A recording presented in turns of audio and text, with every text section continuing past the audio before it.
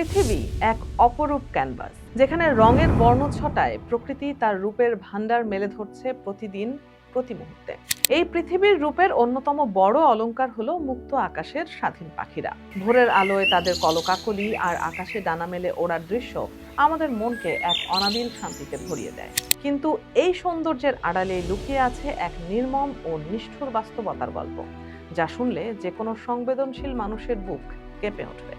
আজ আমরা আপনাদের সামনে তুলে ধরছি এমন এক হৃদয় বিদারক ঘটনার বিবরণ, যা শুধু একটি জনপদকেই নয়, বরং পুরো জাতিকে স্তব্ধ ও মর্মাহত করে দিয়েছে।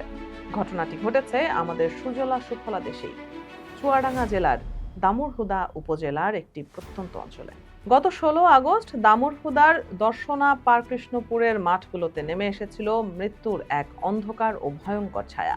স্থানীয় কৃষকদের চরম অসচেতনতা এবং ফসলি জমিতে ক্ষতিকর বিষ ও বিষ মিশ্রিত ধান ছিটানোর ফলে মর্মান্তিক পরিণতি বরণ করতে হয়েছে 5 শতাধিক দেশীয় পাখিকে। শালিক, চড়ুই, ঘুঘু সহ হরেক রকমের নিরীহ পাখি মাঠের মধ্যে খাবার খেতে নেমে মুহূর্তের মধ্যে মৃত্যুর কোলে ঢলে পড়ে। প্রত্যক্ষদর্শীরা জানিয়েছেন, বিষক্রিয়ায় আক্রান্ত হয়ে পাখিগুলো মাঠে ছটফট করছিল এবং অনেকেই যন্ত্রণার কষ্ট সহ্য করতে না পেরে ঘটনাস্থলেই প্রাণ হারায়। মর্মান্তিক এই সংবাদ গণমাধ্যমে ছড়িয়ে পড়ার পর থেকেই দেশ জুড়ে পাখি প্রেমী ও সচেতন মহলে তীব্র নিন্দার ঝড় বয়ে চলেছে। তবে সবচেয়ে বেশি আলোড়ন তৈরি হয়েছে স্থানীয় প্রশাসনের নেওয়া শাস্তিমূলক পদক্ষেপের পর, যা দেখে হতবাক হয়েছেন দেশের বুদ্ধিজীবী ও পরিবেশবিদরা। ঘটনার খবর পেয়ে দামুড়হুদার সহকারী কমিশনার ও এক্সিকিউটিভ ম্যাজিস্ট্রেট ঘটনাস্থল পরিদর্শন করলেও অভিযুক্ত অপরাধীকে মাত্র 500 টাকা জরিমানা করেই দায়িত্ব সেরেছেন। অর্থাৎ বন্যপ্রাণী হত্যার এই পৈশাচিক মহোৎসবে প্রতিটি নিরীহ পাখির জীবনের মূল্য নির্ধারণ করা হয়েছে মাত্র 1 টাকায়। ঢাকা ও চট্টগ্রাম বিশ্ববিদ্যালয়ের প্রাণীবিদ্যা বিভাগের প্রভাষক আশিকুর রহমান শমী ও মোসাম্মদ সাজিয়া আফরিন তাদের বিশ্লেষণে এই ঘটনাকে মানবতার চরম অবমাননা বলে উল্লেখ করেছেন। তারা অত্যন্ত জোরালোভাবে মনে করিয়ে দিয়েছেন যে গ্রামীণ অর্থনীতি ও কৃষির সাথে এই পাখিদের সম্পর্ক অত্যন্ত নিবিড় এবং আমাদের দেশের অর্থনীতির জন্যও অপরিহার্য।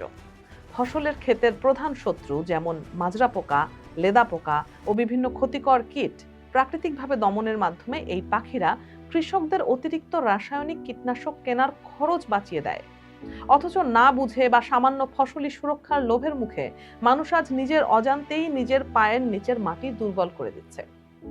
বন্যপ্রাণী সংরক্ষণ ও নিরাপত্তা আইনের সঠিক প্রয়োগ এবং তৃণমূল পর্যায়ে সচেতনতা তৈরি না হলে এমন পরিবেশ বিধ্বংসী বিপর্যয় রোধ করা কোনোভাবেই সম্ভব নয়। প্রকৃতির এই নীরব কান্না বন্ধ করতে হলে কেবল আইন প্রণয়ন বা লঘু জরিমানা নয়, মানুষের মনে সত্যিকারের সহমর্মিতা ও মানবিক বোধ জাগিয়ে তুলতে হবে। আমাদের আজকের এই ভিডিও শেষ করার আগে একটি প্রশ্ন রেখে যাচ্ছি আমাদের বিবেকের কাঠগড়ায়।